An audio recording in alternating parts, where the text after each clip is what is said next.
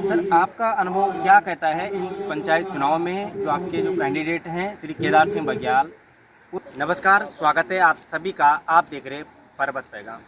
चुनाव चिन्ह मिलने के तुरंत बाद भारतीय जनता पार्टी के कार्यकर्ताओं ने सुनेरगाड़ नामक स्थान पर एक मीटिंग रखी, जहां बड़े बड़े दिग्गज नेताओं के साथ साथ छोटे छोटे कार्यकर्ताओं का जमावड़ा लगा। अब इससे कितना फ़ायदा मिल पाता है, जो मीटिंग यहाँ पर रखी गई है उससे हम बात करने का प्रयास करेंगे कि आखिर इस मीटिंग रखने का उद्देश्य क्या है।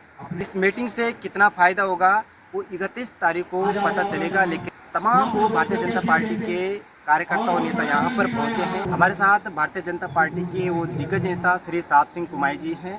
हम बात करने का इनसे प्रयास करते हैं। सब बहुत बहुत स्वागत है। सबसे पहले तो आपके चैनल को भी बहुत बहुत धन्यवाद, और आपके जो दर्शकगण हैं उनको भी मैं बहुत बहुत धन्यवाद और बधाई देना चाहता हूं जो इस चैनल को देखते हैं। इस पर्पज में ये मीटिंग रखी गई आज। ये दरअसल में जो पंचायत के जो त्रिस्तरीय चुनाव चल रहे हैं, आज यहाँ पर एक सारे जितने भी कार्यकर्ता हैं उनकी एक बैठक बुलाई गई है कि आने वाले जो पंचायत के जो जिला पंचायत के जो चुनाव हैं उनमें किस तरीके से जो है पार्टी का जो प्रत्याशी है उसको जीत दिलाई जाए। इसी परिप्रेक्ष्य में जो है आज यहाँ पर पार्टी की एक बैठक हो रही है। आपको क्या लग रहा है इस मीटिंग से कितना फ़ायदा मिल पाएगा जो जिला पंचायत के जो प्रत्याशी है श्री केदार सिंह बघेल जी को, क्या कहेंगे आप? देखो, निश्चित तौर पर केदार सिंह बघेल जी को इस बैठक से भी फायदा होगा, और केदार सिंह बघेल जी जो एक बहुत ही सुशील और ईमानदार व्यक्ति है, और इस बैठक का जो हमारे जो सारे कार्यकर्ता हैं उनको कार्यकर्ताओं को एक बैठने से एक ऊर्जा मिलती है। और आज निश्चित तौर पर सारे कार्यकर्ता ये संदेश लेकर के जाएंगे, वो घर घर जा कर के केदार बघेल जी के लिए वोट मांगेंगे और केदार बघेल जी की जो जीत है वो सुनिश्चित करेंगे। आज जो क्षेत्र की जनता है बड़े असमंजस में है। भारतीय जनता पार्टी के नेता कह रहे हैं कि मोदी के नाम पे वोट दो, और कांग्रेस के नेता कह रहे हैं कि मोदी के नाम पे वोट मत दो। इस परिप्रेक्ष्य में आपका क्या कहना है? दरअसल में मैंने आपको बताया कि जो हमारे जो श्री माननीय नरेंद्र सिंह मोदी जी हैं, तो मोदी जी एक वो भारत के ही नेता नहीं, वो तो पूरा विश्व उनको मानता है। और वो आज जो कर भी रहे हैं, तो आपने देखा होगा कि मोदी जी हैं या योगी जी हैं, उनके कोई बच्चे नहीं हैं, वो जो देश के लिए ही समर्पित हैं।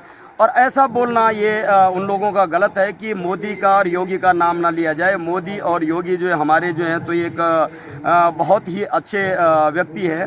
और अब जहाँ तक रही बात कि मोदी के नाम से भी वोट पड़ेगा, योगी के नाम से भी वोट पड़ेगा।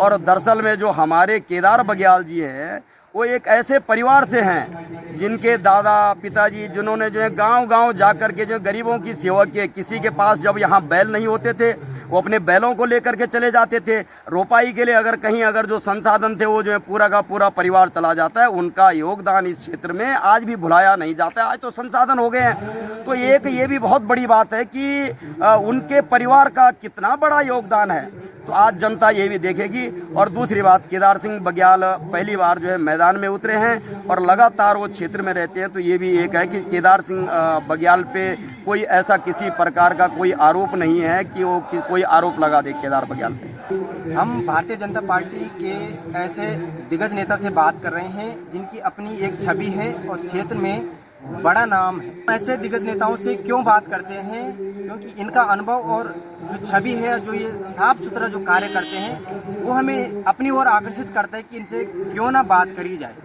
श्री साहब सिंह कुमाई जी सालों से चुनाव देख रहे हैं और इन्हें राजनीति का बड़ा अनुभव है और जाना माना नाम भी है इस क्षेत्र में। सर, आपका अनुभव क्या कहता है इन पंचायत चुनाव में जो आपके जो कैंडिडेट हैं श्री केदार सिंह बघेल? दरअसल में मैंने आपको अभी भी बताया कि हमारे बीच में केदार सिंह बघेल जी एक ऐसे परिवार से हैं जिनका जनता के साथ जो है तो लंबा समाज रहा है।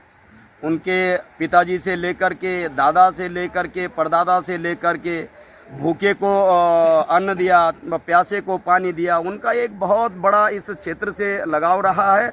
और मैं निश्चित तौर पर केदार सिंह बघेल जी को मैंने बचपन से अपनी गोद में खिलाया। मैं 10 वर्ष से जो है तो वहाँ कस्तल गांव में जाता था, रहता था। क्योंकि उनके पिताजी जब यहाँ जब ये मोटर मार्ग बना 80 के दशक में लगभग, तो ये मोटर मार्ग बना, वो लोग यहाँ पर काम करते थे। तो जब बार त्यौहार आता था, जैसे दीपावली हो गई, दशहरा हो गया, जो भी आता था, तो मैं उनके साथ में चला जाता था। और कस्तल के ही नहीं बल्कि पूरे ढूंगमंदार के, पूरे प्रताप नगर के मैं गांव-गांव को जानता हूं, क्योंकि मैं यहाँ पर 2017 में बूथ प्रमुख की जिम्मेदारी भी रही। उसके बाद जो यहाँ पर प्रताप नगर में जो है तो 2017 विधानसभा प्रभारी भी रहा, और मुझे इस चीज़ का लंबा अनुभव भी है। तो मेरा अनुभव तो ये कहता है कि केदार बघेल एक बहुत ही सुशील लड़का है, और निश्चित तौर पर केदार सिंह बघेल को उनके जो माता पिता के किए हुए काम है, उनका निश्चित तौर पर फायदा मिलेगा। और आज केदार सिंह बघेल के प्रति किसी भी कार्यकर्ता का कोई मनमुटाव नहीं है, क्योंकि वो आज तक इससे पहले किसी पद पे नहीं रहे। क्षेत्र में आप देखते हैं भारतीय जनता पार्टी के आप इतने बड़े दिग्गज नेता हैं, लेकिन आपकी एक साफ सुथरी छवि रही है, और देखते हैं राजनीति में नेताओं पे बड़े आरोप लगते हैं। आप ऐसे नेता हैं जिनकी हमने आलोचनाएं भी नहीं सुनी और कोई आरोप भी नहीं सुने हैं, क्या कहेंगे इसको लेकर? दरअसल में मैं देखो किसी भी व्यक्ति की बुराई नहीं करना चाहूँगा। देखो, क्षेत्र में जो भी व्यक्ति चुन करके आया है, वो चाहे प्रधान आया, क्षेत्र पंचायत आया या जिला पंचायत, वो सब हमारे ही बीच के लोग हैं, और किसी की भी बुराई नहीं करूँगा। लेकिन दरअसल में मैं केदार बघेल के साथ आज जो है अपने जो भी है तन मन धन से केदार बघेल के समर्थन में खड़ा हूं। और निश्चित तौर पर छवि आदमी की होती नहीं है, छवि आदमी की बनाई जाती है, क्योंकि जनता का जो जनप्रतिनिधि होता है उसको साफ सुथरा रहना चाहिए। जैसे आपने देखा होगी, सफ़ेद कपड़ा यदि अगर उस पर दाग पड़ जाता, कपड़ा फटता है लेकिन उसका दाग नहीं जाता। नेता को अपनी साफ छवि रखनी चाहिए ताकि जनता का विश्वास उस पर कायम रहे, और वही पब्लिक का नेता होता है। तो मैं ज़्यादा से ज़्यादा यही चाहता हूं कि देखो हम कितना पब्लिक के बीच में काम कर सकते हैं। बहुत बहुत शुक्रिया, धन्यवाद। धन्यवाद आप। जहाँ छोटे से लेकर बड़े गांव में आज के दौर में चुनाव कराने की जो संभावनाएं बताई जा रही है, और संभावनाएं ये है कि चुनाव होने ही चाहिए। लेकिन आज के दौर में ऐसे भी कई गांव हैं जहां निर्विरोध ग्राम प्रधान और क्षेत्र पंचायत चुने जा रहे हैं, और ऐसे ही एक प्रत्याशी से हम मिलाएंगे भारतीय जनता पार्टी के जो निर्विरोध क्षेत्र पंचायत चुने गए हैं। धन्यवाद आपका पर्वत पैगाम चैनल का, और धन्यवाद आप लोगों का जिन्होंने मुझे अपने चैनल पे 2 शब्द कहने का अवसर और मौका दिया है। मैं आपका चैनल का धन्यवाद करता हूँ, और आज आपको जो है इसका पुनः जो हार्दिक और स्वागत करता हूँ। मेरा नाम गणेश प्रसाद पुरवाल है, मैं ग्राम सैन से हूँ, और मैं एक संस्कृत जगत से पढ़ा हूँ।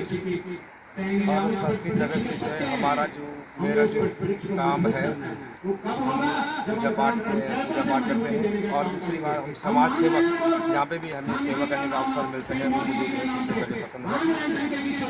सबसे पहले जो हमारा काम है, समाज में कोई भी ऐसा काम नहीं जहाँ पे जो है कोई सेवा है या कार्य करना है, उसको हम सबसे पहले इतने जो है हमारी संस्कृति है और सनातन है, उसको हम बचाने की कोशिश करते हैं।